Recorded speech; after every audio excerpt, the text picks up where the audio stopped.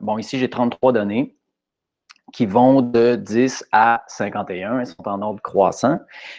Je voudrais les classer, en fait, les condenser, les synthétiser dans un tableau. Dans un tableau qui va comporter uniquement 5 ou 6 classes. Okay? Normalement, on voudrait avoir entre 5 et 8 classes maximum. La première chose qu'on va faire, c'est de calculer l'amplitude des classes. Ça, c'est la grosseur de chacune des classes. Il faut que ces classes-là aient toutes la même amplitude. Donc, le premier calcul qu'on va faire, c'est l'étendue. L'étendue va être utile ici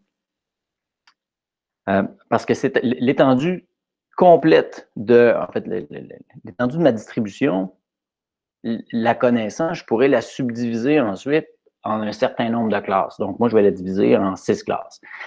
Alors, mon étendue, ça va être 51 moins 10, OK, valeur maximale moins valeur minimale, qui me donne 41. Donc, ça, c'est mon étendue.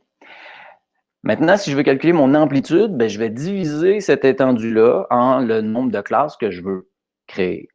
Donc, l'amplitude,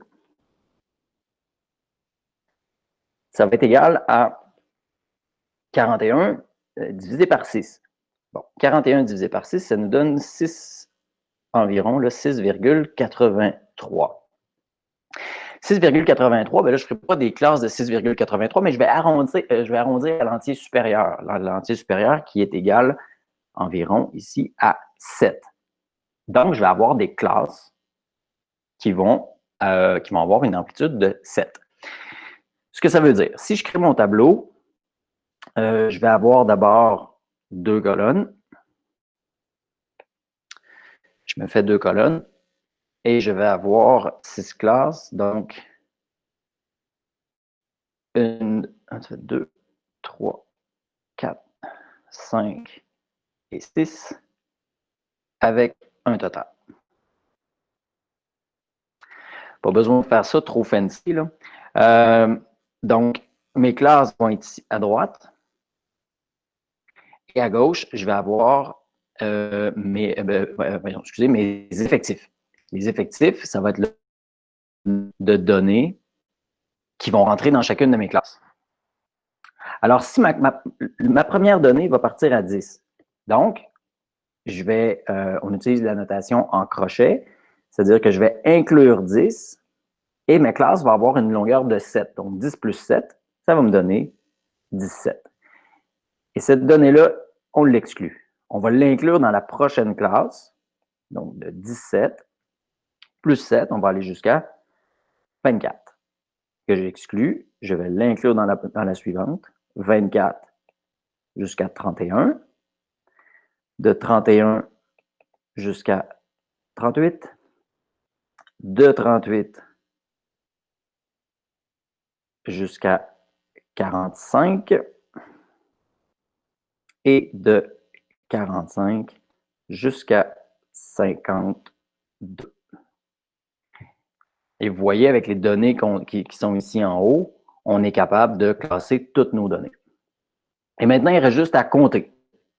On va compter, dans le fond, toutes les données qui rentrent dans chacune des classes. Donc là, de 10 à 17, évidemment, il va falloir que j'exclue 17. Donc, j'ai 1, 2, 3, 4, 5, 6, 7, 8. J'ai 8 données pour ma première classe. Ensuite, je vais avoir de 17 à 24, j'ai 1, 2, 3, 4, 5 données. Donc, on va mettre 5 ici. De 24 à 31, on va avoir 1, 2, 3, 4. J'ai 4 données. N'oublie pas le 31, je ne le rentre pas là. 4 données. Ensuite, on va avoir de 31 à 38. 1, 2, 3 données. Le 38 va aller dans la prochaine classe. Donc, 1, 2, là, je me rends jusqu'à 45. 3, 4, 5, 6, 7. J'ai 7 données de 38 à 45.